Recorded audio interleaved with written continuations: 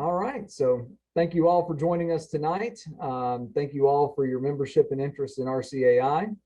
I'm going to take the opportunity now to introduce our presenter. Andy DeBoer has collected Railroadiana for many, many years. He and his wife, Judy, who is our current RCAI secretary and literally keeps the train running.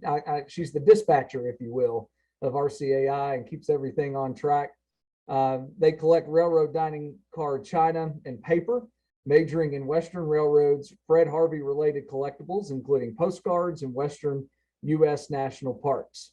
Andy served as a board member of the Yellowstone Historic Center, now the Museum of the Yellowstone, for over 10 years. He and Judy were responsible for two major exhibits at the Yellowstone Historic Center, 2006 to 2008, the dining car china of 5 railroads. From 2015 to 2016, they had the exhibit Meet Me at Old Faithful Inn, including portions of that from the Union Pacific Railroad, Yellowstone National Park, and the 1915 Panama Pacific International Exhibition in San Francisco, 1915. This past June, Andy was given the opportunity to give a presentation entitled Yellowstone, the 5 Railroads, a Collectible Tour. And I will say that RCAI members that missed out on that back earlier this summer are going to have the opportunity to hear that presentation in 2023. So stay tuned for that. So with that, I'm going to turn it over to Andy. Okay, here we go.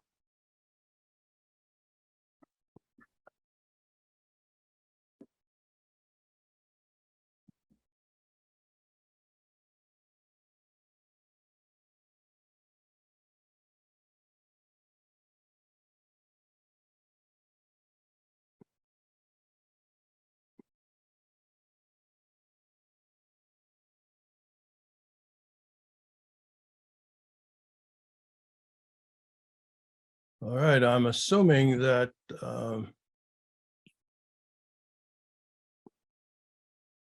you're with me at this point. Okay. Thanks for the nod, Chad. So here we go.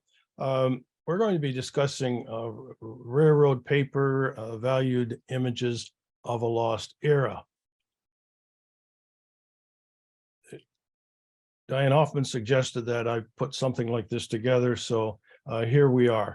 And by way of introduction, let me define what I perceive to be my version of the definition for railroad paper.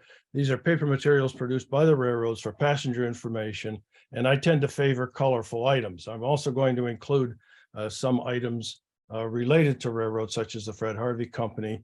Obviously, a presentation such as this is not meant to be exhaustive, since the number of categories and items are in fact endless.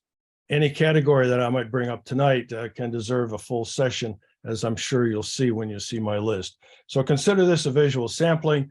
I've got quite a number of slides. Some of them will go rather quickly, but I'll have a note or two to say about some of these items. So here we are. Don't bother reading this. I put this slide in here just to give you an indication, and more importantly, for people that want to look at this after the fact, so they can look at this particular slide and suggest that, well, okay, if I want to look at match covers, I better go all the way to the end. So here we go again.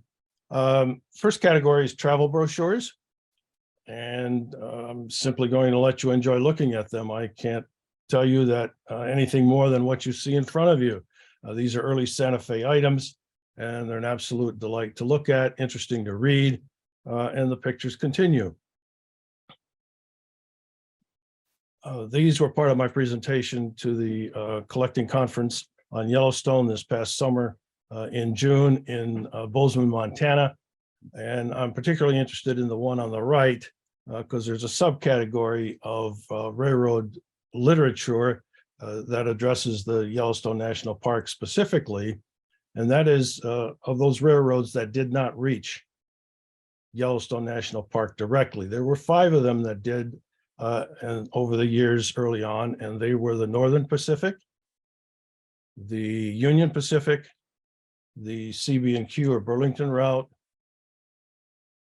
the Chicago and Northwestern through Lander, and then finally the Chicago and Milwaukee or the Milwaukee Road through Gallatin Gateway near Bozeman. So those were the five, but there were many other railroads, and I'll have reference to those at several points through here that actually provided initially most of the passenger service to Yellowstone. That's because the population of the United States was in the eastern part of the US.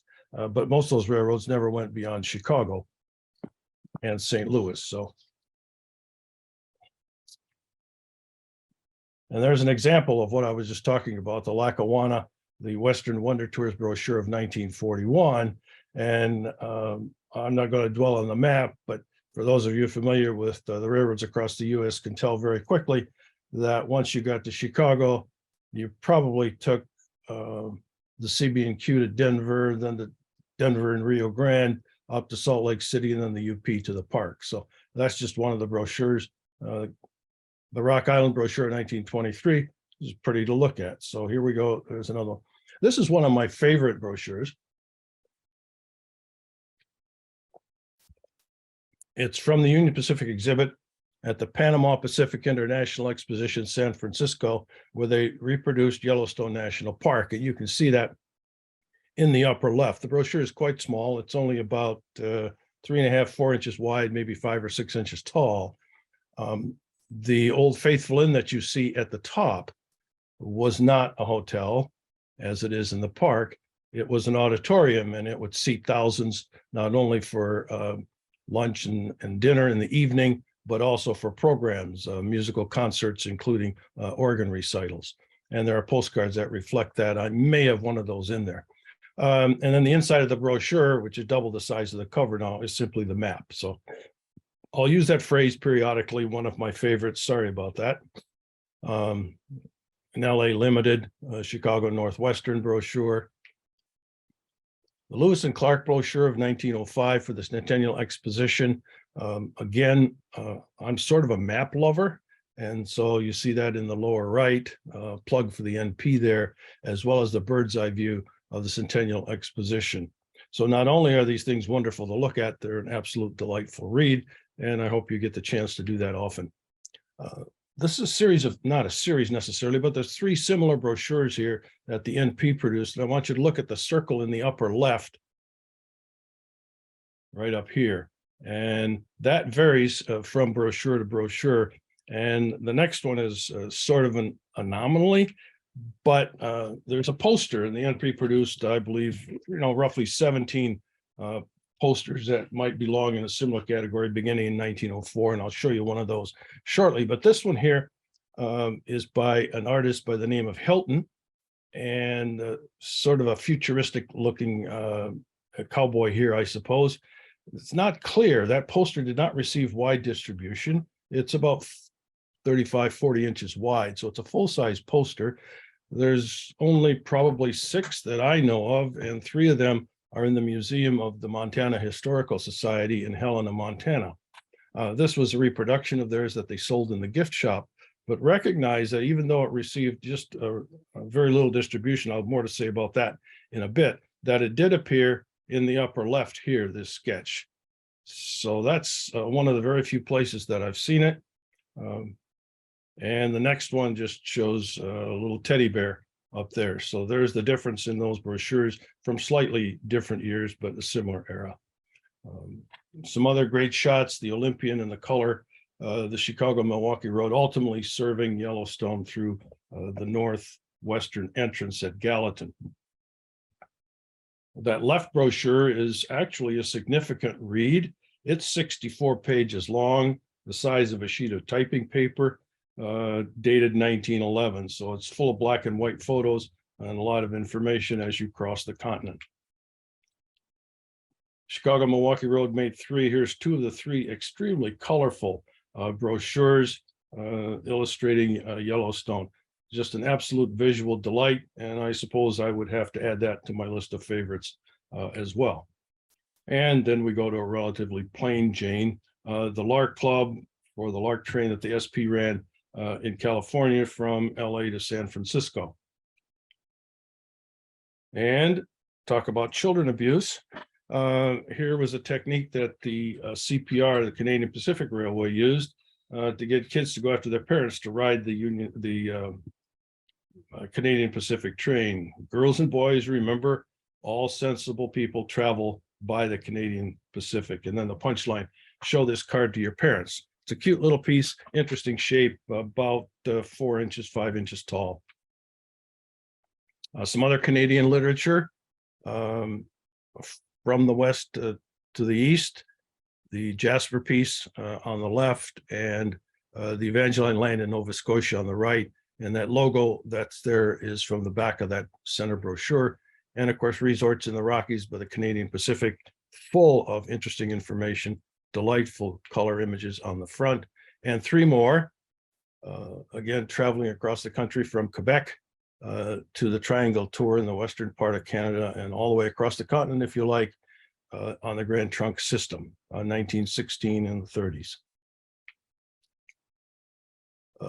Not to be forgotten, of course, are other national parks along the Continental Divide in the western US, Mesa Verde in Colorado being one of them. And as an example, the Rock Island brochure for Colorado vacations. And you might recognize the map there, although it's not our purpose to dwell on them, but you can very quickly see the real estate covered by the Rock Island.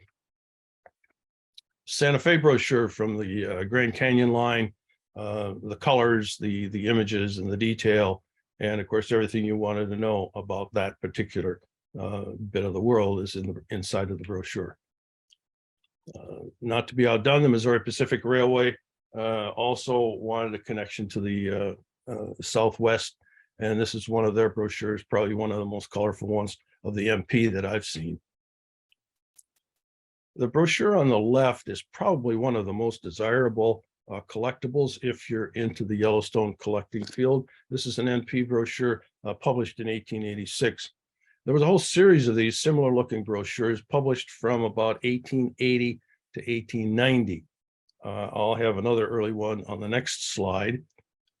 But in this particular case, the dates are very hard to find, and so you really have to look for it.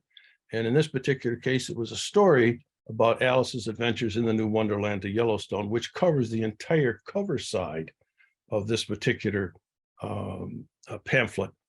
And then the back side has the picture of Yellowstone National Park in it. And the clue to the date is right here, that she's writing this while she's at Mammoth Hot Springs Hotel in the National Park. And she's stating this as September the 2nd of 1885. So my assumption is that it was probably used in the literature the next year, and therefore this is dated 1886. There were 3 versions of this brochure. One other one includes the publisher listed here. This one does not. And then there's another one that has a slight variation on the date of the story.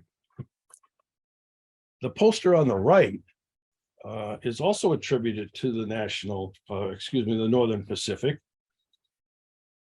But I haven't actually seen it on anything. And to my knowledge, I haven't been able to find anybody that can provide me with an example. So I'm counting on you, those of you out there, to clarify this for me. So if you know of any NP publication that uses this image, let me know. There is rumor, but I haven't been able to confirm it by seeing anything, that perhaps this image did appear at one time on an NP single card menu. So this is supposedly dated about 1885. It's in the middle of that series of 10 over that decade. It's also referenced in a Yellowstone collectibles book that came out this year in the spring, and I'll make a plug for that at the end of this presentation, by Francis and Reynolds. So more details on that later. The poster size is 13 by 21, and it's absolutely dramatic to look at. It's not the only one known, but rare indeed. Not something you probably want to begin your collection with. This is a later 1890 NP brochure, and it's a romance, and that's literally correct. This lady apparently was spurned by a lover on the East Coast, decided to go west to see what she could recoup from that disaster, and she went to Yellowstone. So this is her narrative on one side of the sheet, and the map's on the other, as you see there on the right. I believe she initially, or finally, bumps into this guy that she broke up with on the East Coast. They reignited, so to speak, and got married 30 days after they met in the West, and I'm assuming lived happily ever after, although no confirmation of that. Other colorful brochure. And the selections are largely mine, so you can agree or disagree with what I've chosen. That's your call. I want to say a couple more things about the expositions in California in 1915. There were actually two. I referenced the Union Pacific one in San Francisco, but there was also the Panama, California exposition in San Diego, at which the Santa Fe had a rather large exhibit dealing with the petrified desert in Arizona.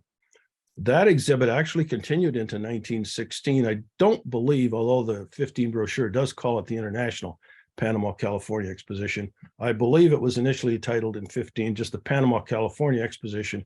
It continued for another year after its success in 1916, and there's the Santa Fe brochure. There aren't many railroad-related paper items related to the 1916 exhibition in San Diego, but it certainly did use the Panama, California International Exposition in 1916 as its name.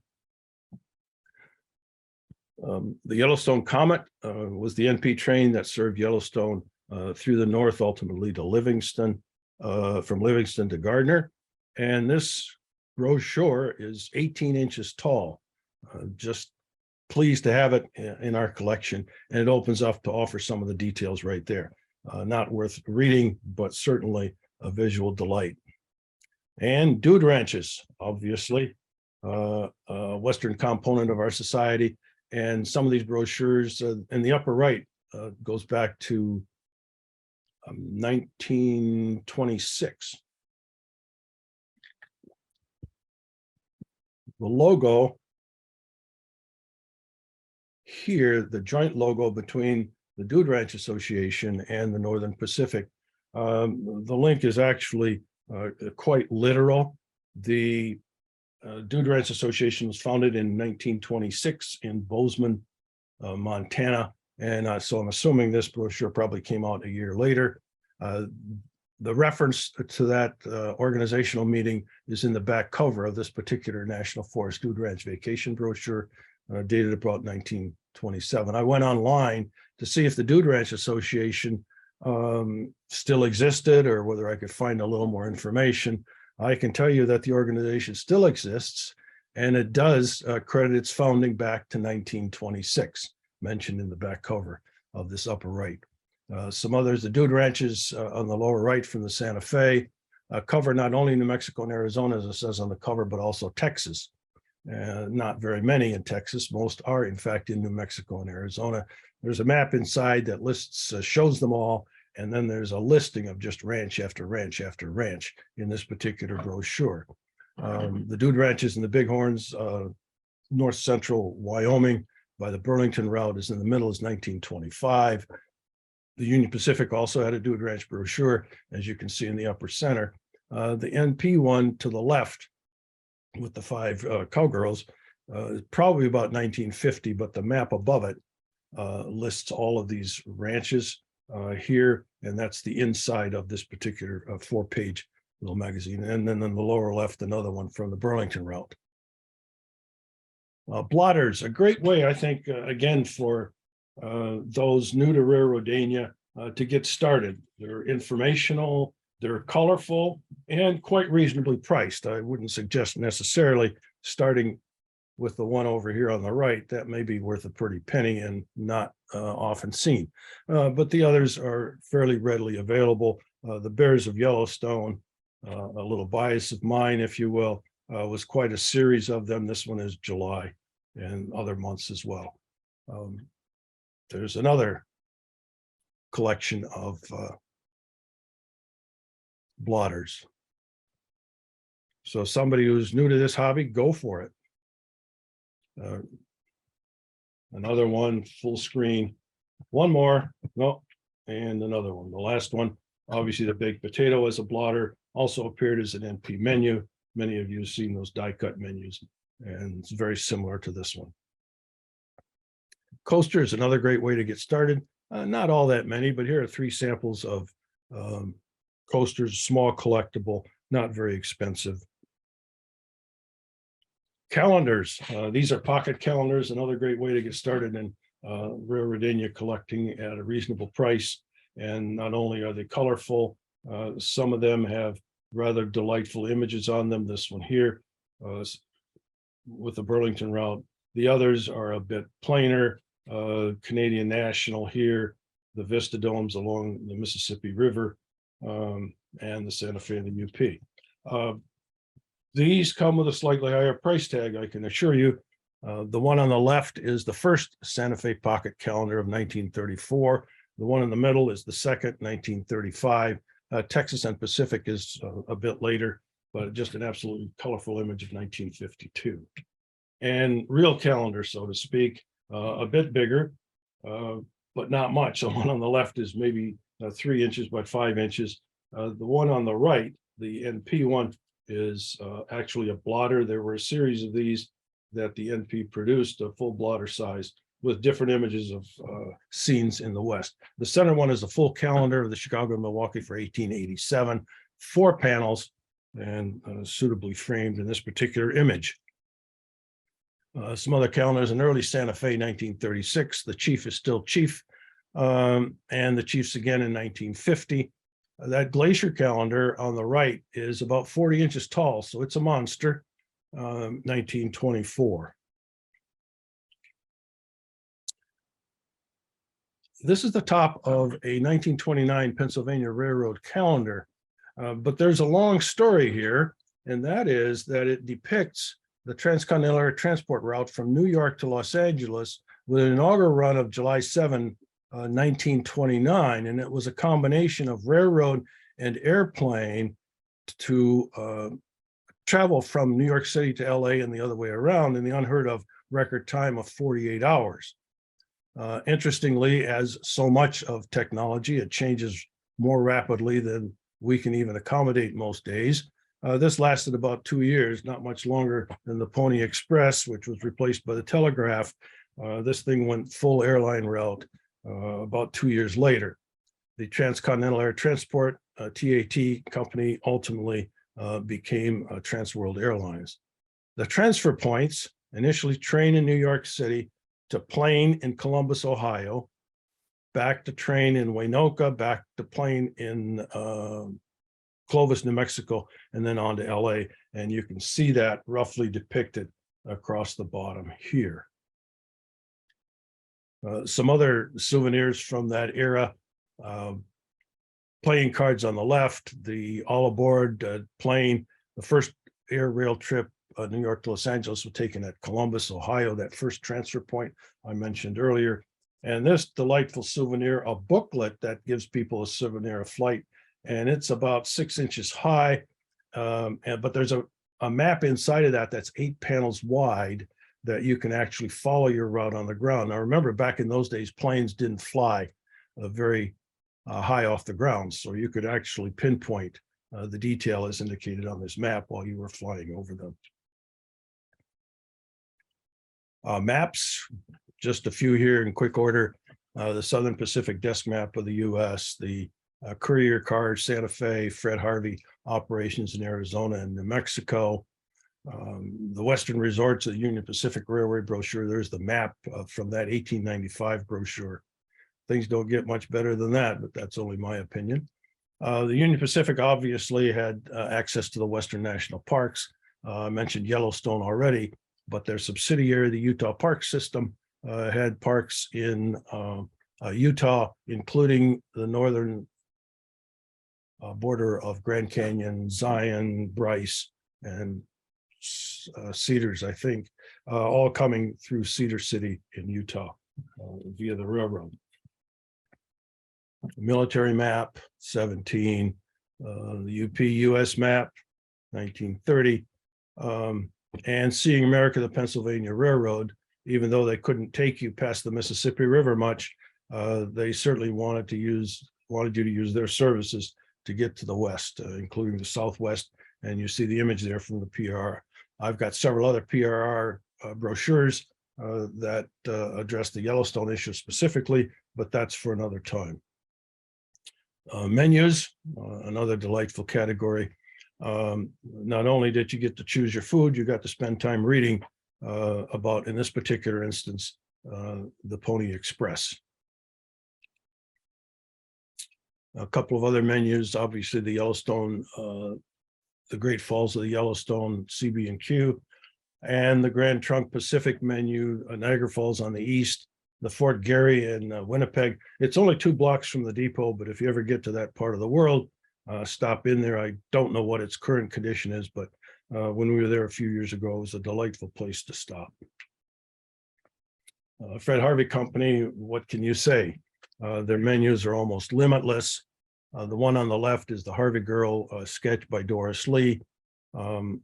It's not as numerous as what I call the postcard photo menu, but a delight anyway. La Posada restored, and again, that part of the world, if you get anywhere near Albuquerque, be sure that you go to the Castaneda, recently reopened. Great place for a drink, a lovely bar, and an even better restaurant. Don't miss it if you're in that neck of the woods. Affeld's organization has done just an absolutely super job, including the restoration of a hotel in downtown Las Vegas, New Mexico. So take a peek. The La Fonda, you're all familiar with in Santa Fe. Some more menus for you to enjoy.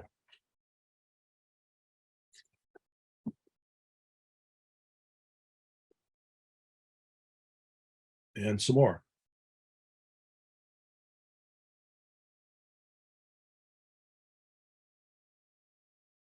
Oh, coincidentally, these mark my academic career as well. These are menus on the left 2 produced by the New York Central, highlighting colleges basically from the Midwest back to New York. And the one on the left is Calvin College, where I did my undergraduate work. My graduate work was done at what is now Wayne State University in Detroit. And that's the science building. And since I was trained as a scientist, I spent a lot of time. That's mostly classrooms. And the newer building is behind that. This was long before that building was built. And then I wound up at the University of Wyoming. And I show you that. I'll just point out a couple of things. I hung out up there. This was one of the classroom buildings, and it's called the Standing Rib Roast. And it sort of looks like that when you look at it. But more importantly, if you're familiar with railroad towns, this road right here is 9th Street, which means that's 9 blocks off the Union Pacific main line with its pedestrian overpass and the depot as well. So those were suitable distractions for me. We also lived on 9th Street, and a 9-block walk was certainly within reach easily, except of course in the winter, it's colder than hell up there, excuse my French. But anyway, I didn't take advantage of most of that railroad fanning until my son and I went out west to do that on a more realistic scale. And of course, I like to use my 9 to 12-year-old son to make connections with railroad people, because who can turn down, a 12-year-old kid? So excuse that part of almost abusing him for that purpose, very selfishly. A couple of other menu items. Wine lists on the left, the Los Angeles Limited, the Streamliner beverages. One, if it's closed, that's what it looks like. You open it up and you see the bigger 2 halves wide open here. As an afterthought, here's one of the TAT menus from the Pennsylvania Railroad and the Ford Tri-Motor Plane, 28 to 30. Holiday menus, most railroads had them. Here's a Canadian Pacific example for Christmas and New Year's of 24 and 25. Fiesta car menu and the dining car service of the Salt Lake route, celebrating the founder of the California missions. I do like Native American kids pictures. So this is from a series of menus that are single card, actually quite tall, probably at least 12 inches tall, single card with images on the back. Not all as colorful as this one. Many of them are in black and white, but I'll bet you there's probably 30 of them overall. And this is probably, I think, the nicest example of the bunch. I mentioned that, I think in the introduction, that Judy and I were involved in the Railroad China exhibition of the 5 railroads that served Yellowstone National Parks in an exhibition that ran for 3 years in the Union Pacific buildings in West Yellowstone. This was a prep picture that we took to show some of the children's stuff. We not only had a case of each of the 5 railroads, China, we also had a children's section. And so this was some of the stuff that we had brought along. This was not the display itself, but you can pick some things out. Here's the China that was used on the UP and the SP, the Great Northern UP storybook, coloring books, some Fred Harvey children's menus down here, an NP children's menu, Canadian National. So that was stuff we brought for kids to look at. And of course, in the upper right, you can see the UP squirrel menu, a little rarer than the other more common ones. And of course, if you're into hippos, here's your menu, New York, New Haven, 1940. The children's menus, there's a whole series of both of these, in fact. This is the Fred Harvey series, and these were menus that you could actually wear as a mask. There are the ear cutouts. There are actually 2 holes in there for your eyes, and the menu was on the back side. That series included a clown, a cowboy, a gingerbread man, an Indian maiden, monkey, a mountain goat, and, of all things, Red Riding Hood. The die-cut one on the right from the NP was actually, you could set it up on a counter. If you look on the back side, these would pull forward, and you could actually set this on the table or on a counter about 6 inches high. And that series included at least a bear, a beaver, a deer, a porcupine, a rabbit, and a squirrel. There may be others, but these are the ones that I know about. And what I call a relatively plain children's menu from the NP. Business cards. Not suggesting you start with these as a new collector, but the category itself is certainly doable. These are rather dramatic examples, I think, the ones on the left from the Colorado Midland, the TAT and the PRR in the upper center, and this one here. Again, conjecture to some degree, but this is what I've heard, that Miss Pleasant was the only Black stewardess on any railroad at the time. Obviously, that changed since then, but passes, numerous. These are probably a couple of the rarest. We do collect Yellowstone. So Mr. Fred J. Haynes, the photographer of Yellowstone National Park, not the early photographer that was responsible for the establishment, but the first photographer associated with Yellowstone National Park was Fred J. Haynes. And these are the railway passes that he had for the Rio Grande and the Oregon Shortline Railroad, both dated 1901. I spent a lot of time in Prescott, Arizona, and I thought I would just include this for old time's sake. This is the 1911 pass. The railroad doesn't run through Prescott, but it still runs from Williams to Ash Fork and then down to Phoenix about 6 times a day or thereabouts. An early UP pass, a logo not often seen, but one used in 1888 by the Union Pacific. Postcards, another great way for a collector to get started. Now, these are 3 Fred Harvey maps, readily available. Menus from the Northern Pacific in postcard format, several variations of this as well. Every subject imaginable is covered. The Chicago and Milwaukee Road and the grapes from Washington. And a few others. Let's at least give the East some credit in this postcard right here. There's an image of the dining room in Union Station in Portland, Maine. The Los Angeles limited dining car in the middle, North Coast Limited on the left, and not to be outdone, the Chicago and Rock Island and Pacific cartoon postcards. There was an article in a recent issue of the Railroadiana Express that will fill in the blanks on that one. But again, you can see the children here at the table and the bears as well. And 3 more what I call poster postcards, not quite as big as the full-size postcards, but at least reasonably priced here. And you see 3 of them here.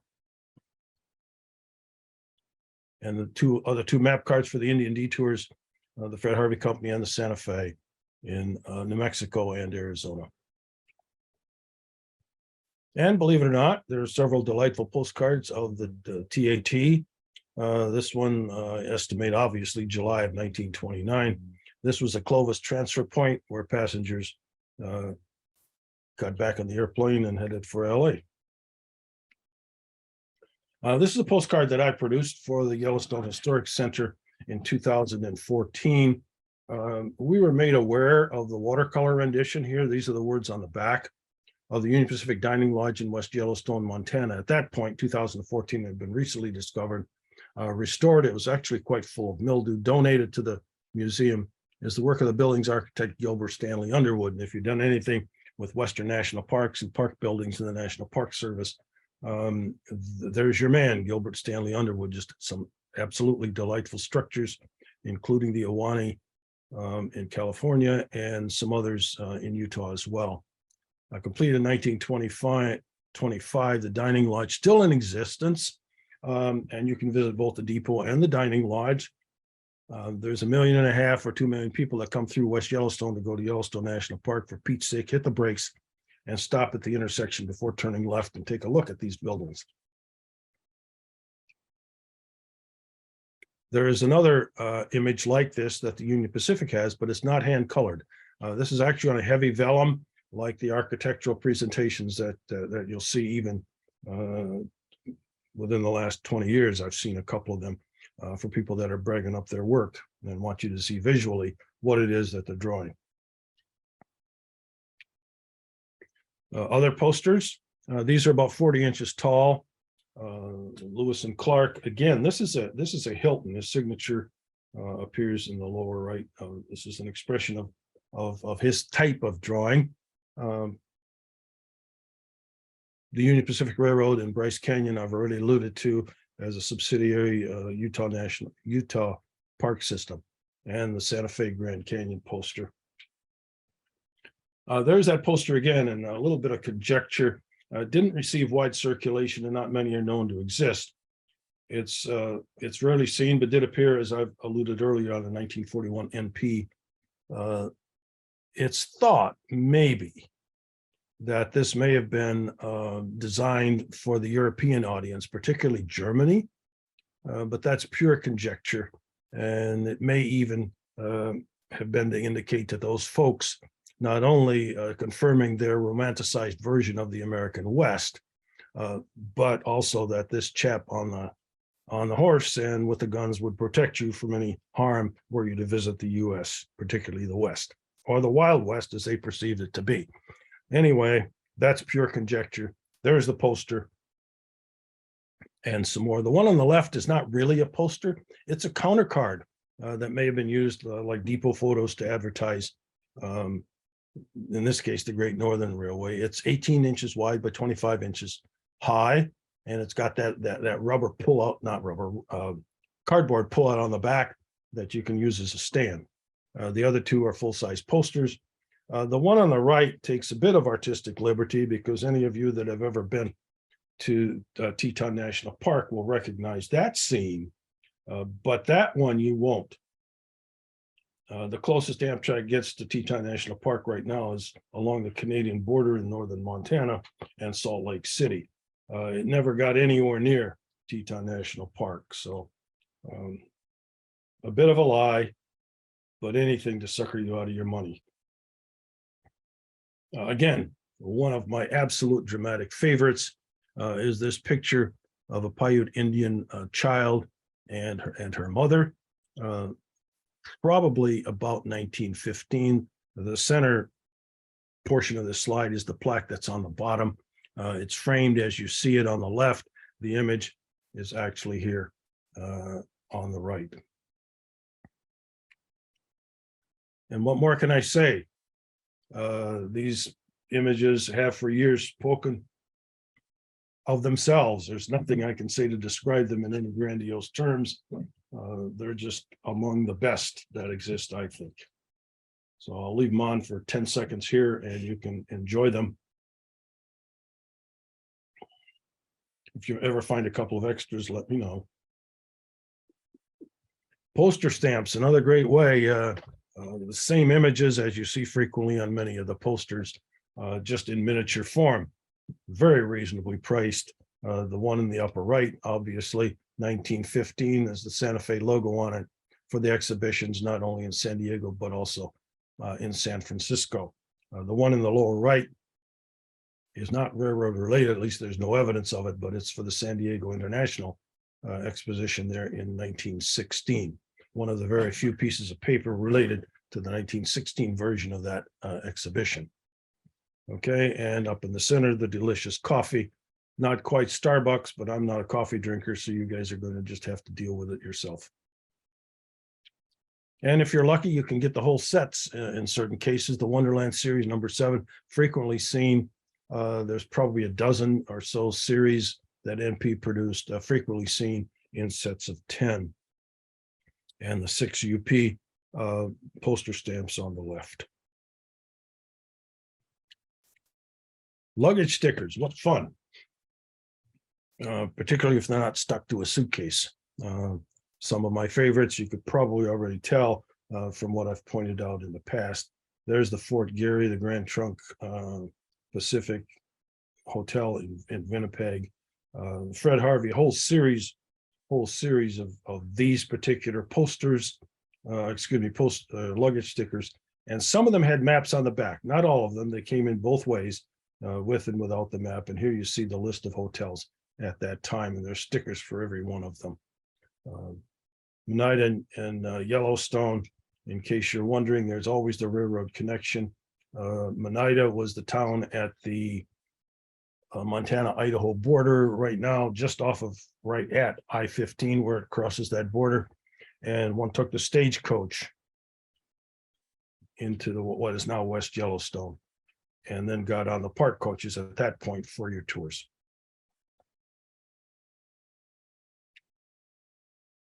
The Santa Fe's, lower right, lower left, those are Fred Harvey versions. The name trains, I believe, came as a set of 6. I've seen these in glassine type envelopes. And an address label, you can probably put it on an envelope or on your luggage in the lower center. Just a word about these two. The one on the right is very readily found. The one on the left, I think, would be classified as being rarer than hen's teeth. It's a foil type luggage sticker. They're both about the same size, 3.5 inches or so in diameter. But at my presentation in Montana this summer, at this presentation were a couple of really advanced collectors on the Yellowstone scene, and they had never seen this particular sticker before, and I've only ever seen one. So if you find some more out there, grab them and let me know. Match cover is another great way to get going in this Railroadiana racket. Let me mention the one on the left. I find that the most interesting. It's kind of boring looking, but it introduced me to something I didn't know about the Fred Harvey Company. You see their logo right there. This is for a restaurant in the Anchorage International Airport in Alaska. Now, this was post their acquisition, the Fred Harvey Company's acquisition by the AmFAC Corporation out of Hawaii. So I'm guessing this is probably about 1970, and they were expanding into food service in other sections of the U.S. So not only now did the Fred Harvey Company go from Cleveland to Chicago to Los Angeles and points in between, it went to Alaska, and it also had food service operations at Rainier National Park. And there's some postcards with the Fred Harvey markings on the back from Rainier. So there's some more. In this particular case, I want to just draw your attention to the one on the right. There's a Harvey logo that you don't often see. Normally, one associates the Fred Harvey Company with a logo that's a circle with Fred on top, Harvey written on the bottom. This is Harvey Inc., most frequently found with literature associated with the Union Terminal in Cleveland. There's a series of 24 postcards. They all have this logo on the back. Sometimes I've seen it on some paper associated with Kansas City, but it's not often seen. And there's other match covers in this series, but they don't contain that particular Harvey triangular logo except on the Cleveland match cover. Public timetables, I've specifically left out employee timetables although they contain an unbelievable amount of useful information, the presentation on the outside is actually quite boring. So these are the public timetables and some of their images, and a couple that you don't often see from the Texas and Pacific, 1898, 1912 as well. Sometimes you'd be surprised at what you find on the inside. This particular the Chicago-Milwaukee-St.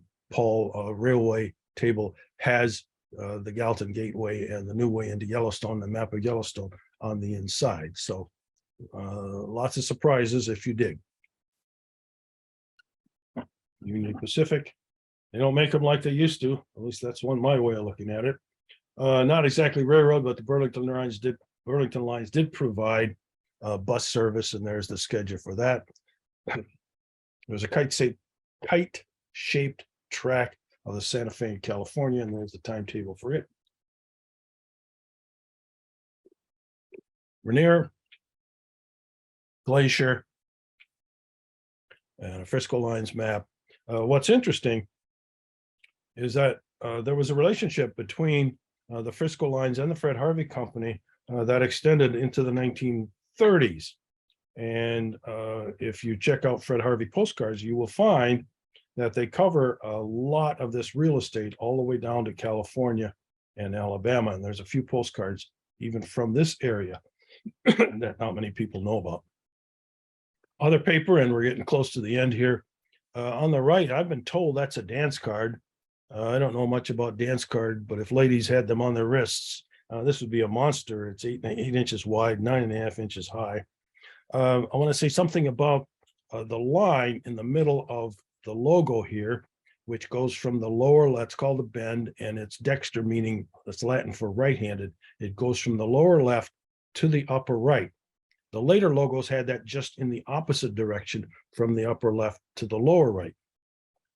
That logo was a Union Pacific logo between 1888 and 1896. So that's why I put circa 1890 on this particular item. Gorgeous where I come from. The Burlington Route Owl, 14 inches high. Don't know much about it other than I picked it up a long time ago. It was pasted on a dark green board, and I isolated it here for this presentation. And there it is. I just show it to you because I like to show it to you. Other paper, the Fred Harvey Company egg carton from the Chino Valley Ranch, just north of Prescott in Arizona. The Frisco cardboard gun, the straight shooter is coming, the Frisco connection to the Santa Fe at Avard, Oklahoma, claiming to shorten their freight route to the southeast.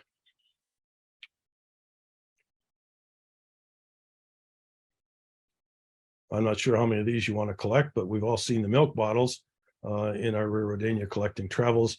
And here are some milk bottle tops from the Mission Dairy, the Fred Harvey in Kansas City, and the buttermilk one from Newton. And I know it's not paper, but they're fun to show. A couple of pennants here from the NP. There's more in that series. These are the ones that I have. I told you I'd have a plug for my friends, and these are the 3 books that I want to draw your attention to. Frank Ferris's Railroad Postcards of Yellowstone, a little monograph produced in 2015. Nice work, and actually filled in some of the blanks for me. The Yellowstone Collectibles by Mike Francis and Bobby Reynolds, published this spring and revealed to us at the Collectors Conference. There's a section in there on transportation to Yellowstone National Park and a subsection of railroad travel. So I'd say buy it just for the railroad information, but certainly it's a wonderful book on Yellowstone collectibles. The Yellowstone National Park Travels poster by Larry Lancaster out of Tulsa has a lot of railroad posters in it as well. It's not specifically designed to outline railroad posters only, but recognize that the only way to get to Yellowstone in the early days was via the railroads. So anything from that era is probably railroad related. So you can enjoy these. I'm not working on commission. I just know these folks and am delighted to show these items to you. That means I'm getting near the end. My wife insists that I put this beanie in there. And so here it is, and was. My conclusion: hopefully, I've accomplished a visual overview of the many categories of railroad paper items and several samples in each of those categories. My occasional references to estimated costs were intended to illustrate categories that might be suitable for beginning collectors. Such items could include luggage stickers, match covers, postcards, and poster stamps. So hopefully I've touched on that as well, and entertained you pros in the process a little bit. My acknowledgements to my good friends and co-conspirators, Diane and Roger Hoffman, Ellie Reed, and Ron Wagner, for some of the items in this presentation as well. And last but not least, this can haunt you through the rest of the evening, but there I am with my #1 wife and bride of decades. And so this was taken at a presentation I gave at the Wichita Postcard Club in 2014, where I gave a presentation on Fred Harvey postcards you may not have seen. And with that, I certainly want to thank you for listening and for watching. And at this point, Chad, it's back to you. Thank you, Andy. That was very informative and most importantly, colorful and entertaining. So we appreciate that. As a quick reminder, any questions you have, feel free to type in the Q&A, the chat function, or if you'd like to verbally ask your question, feel free to raise your hand. So we'll kick some off here. A couple of questions I had come in via text. Besides the Pennsylvania Railroad, Andy, are you aware of other Eastern roads that promoted their connections to the West, specifically the National Park System in the West? Yes, and with a little luck, if the Lord willing, as they say, and the creek doesn't rise, next year, hopefully we'll have another RCAI presentation that I gave in June to the Yellowstone Railroad collectors. That was titled Yellowstone, the 5 Railroads, a Collectibles Tour. And so I can rattle off some from memory. The B&O, the Pennsylvania. I don't think the Chesapeake much. The Lackawanna you saw. New York Central certainly had some. There's even a piece promoting Yellowstone from the Chicago and Eastern Illinois. I mean, if you had a list of railroads, you'd probably never pick that one out of a hat, I'll tell you that. So there are probably 6 or 7 of those. I bumped into another one today. I can't think of the full name. It's the Eastern Railroad. It begins with CCC and St. Louis. I think that the Big 4 one or something like that, that had a newsletter document. We're still looking for it.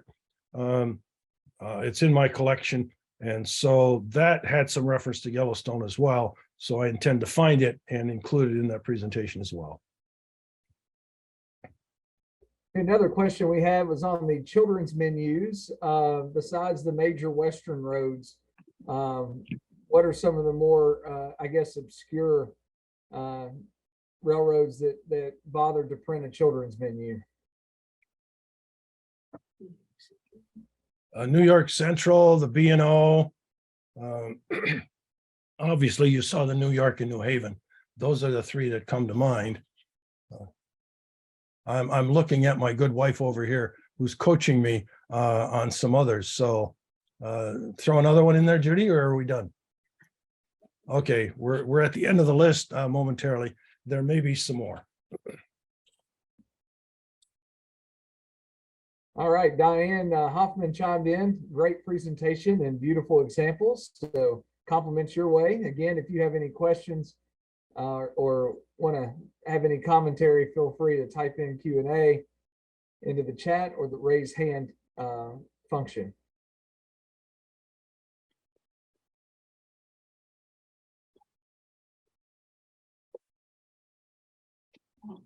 There's some of them that had the little cars. The Canadian trains had cars. The menus with cards.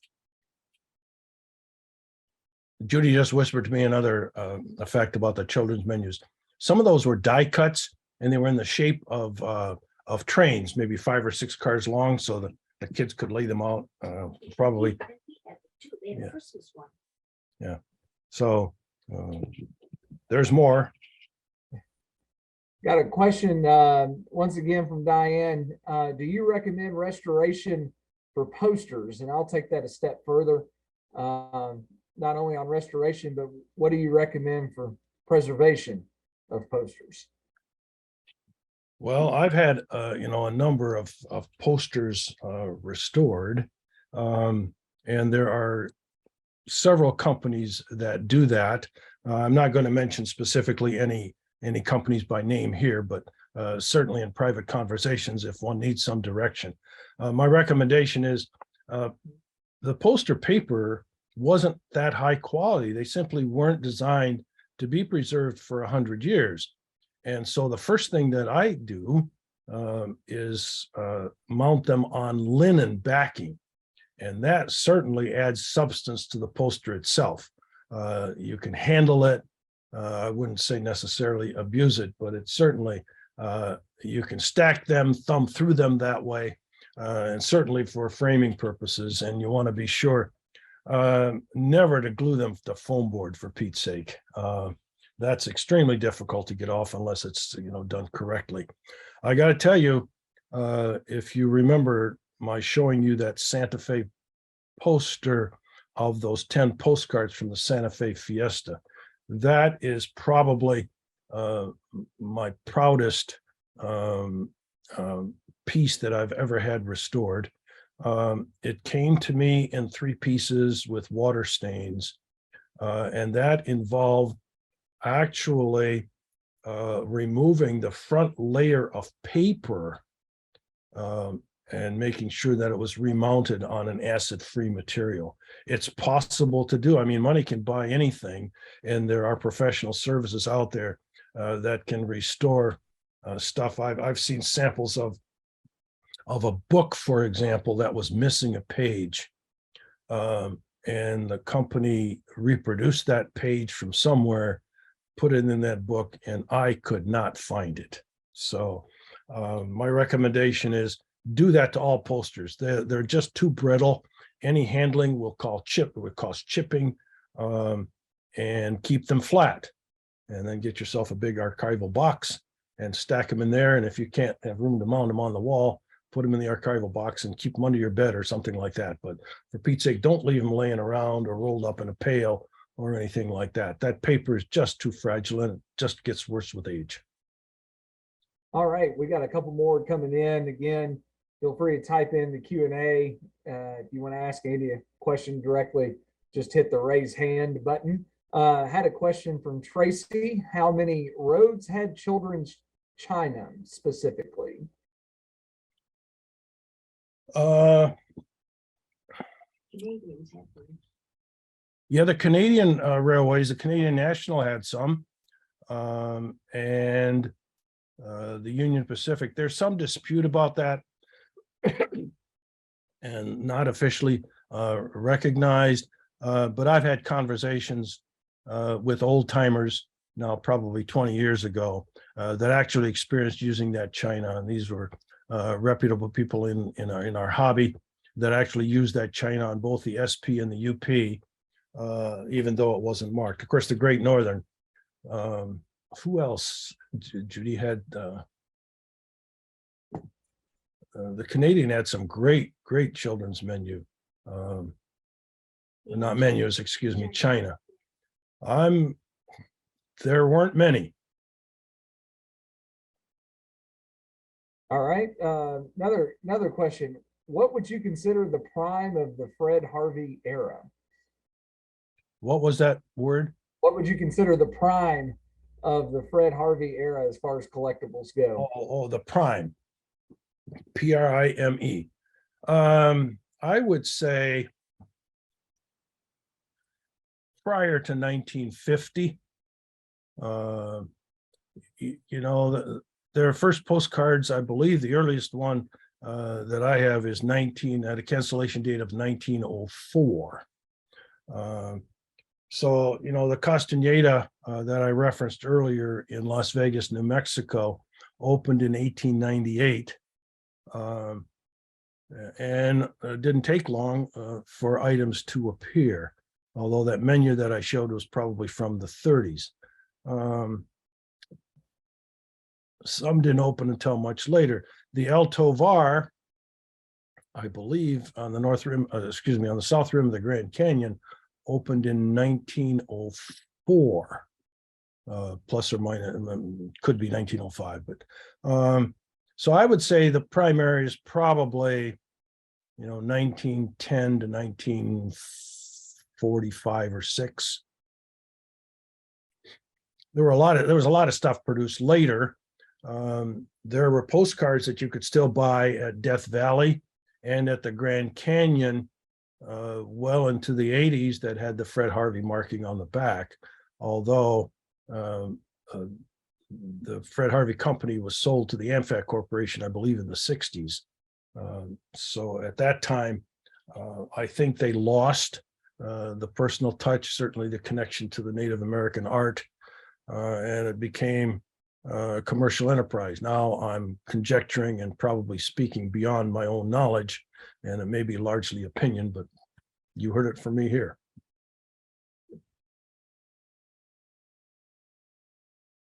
You mentioned a lot about entry-level collectibles. Beyond what was mentioned today, what would you tell folks to look out for as far as getting in the collectible paper and passes and whatnot?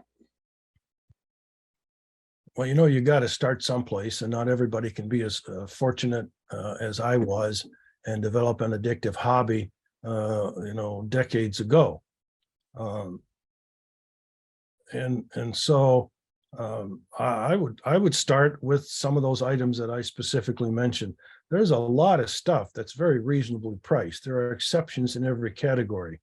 That UP sticker I wouldn't sell for any price. But you can still buy very colorful, even travel brochures at a Railroadiana show or on the internet that are reasonably priced. I'm a fairly broad collector, delightfully so, but one can focus on very specific items and collect only, luggage stickers. I mean, they're a visual delight, not all that difficult to find, although sometimes you've got to dig through a lot of material or specifically ask someone. Just go for it and obviously read. There are some books on Railroadiana that are certainly worthwhile. Another word of caution: look out for fakes.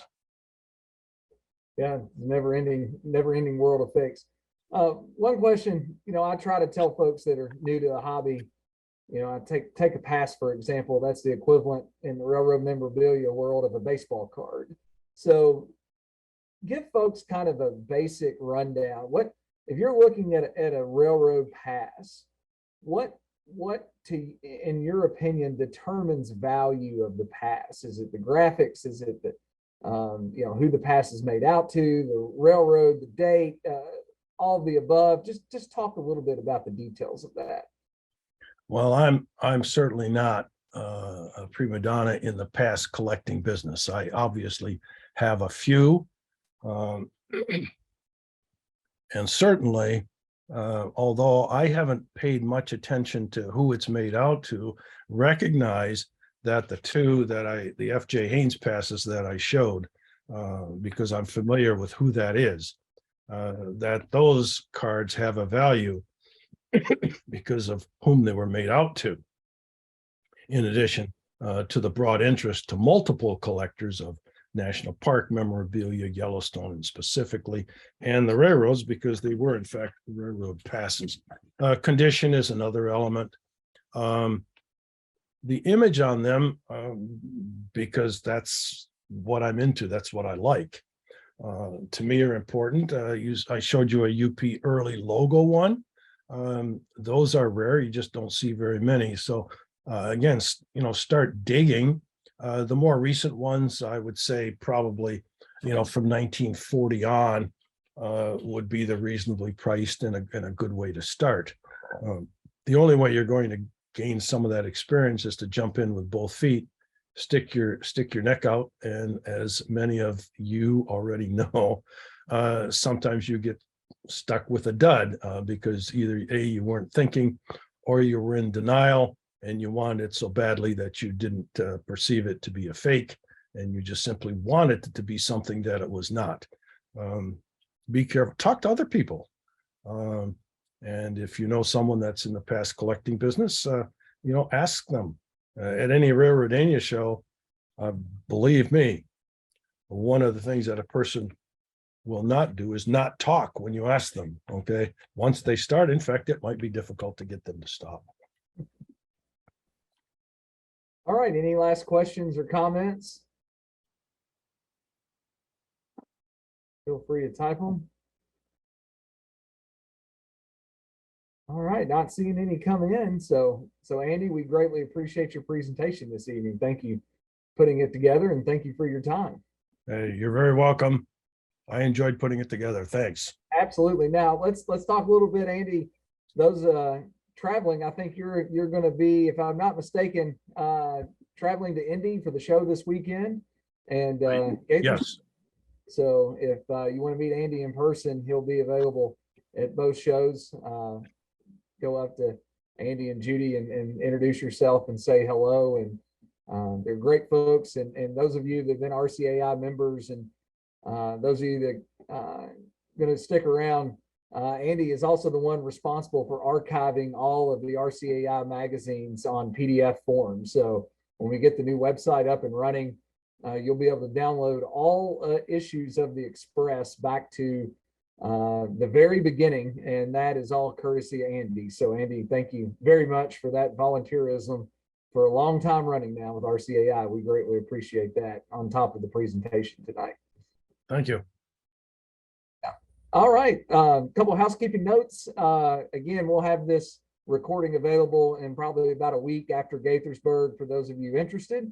Mark your calendars, and we'll be announcing more Zoom seminars for 2023. But our next seminar will be January 19th. That is a Thursday night. We're going to do a state of the hobby with some folks that buy and sell in a major way every day. We're going to have Sue Noss, Dirk Sulis, Eric Whiteman, Russ Fierce, and potentially a player to be named later, give a presentation on the current state of the hobby, the economics of the hobby, and where those folks in the field see this thing going. I think it's going to be extremely informative and extremely entertainment. And last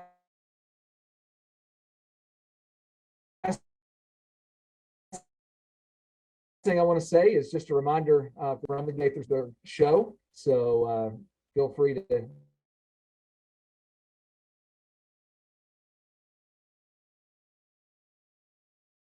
join on Facebook for a Facebook Live as we walk up somebody might have for sale that's in a unique situation. So that being said, thank you all for your membership to RCAI. If you're not a member and seeing this, feel free to join railroadcollectors.org/membership.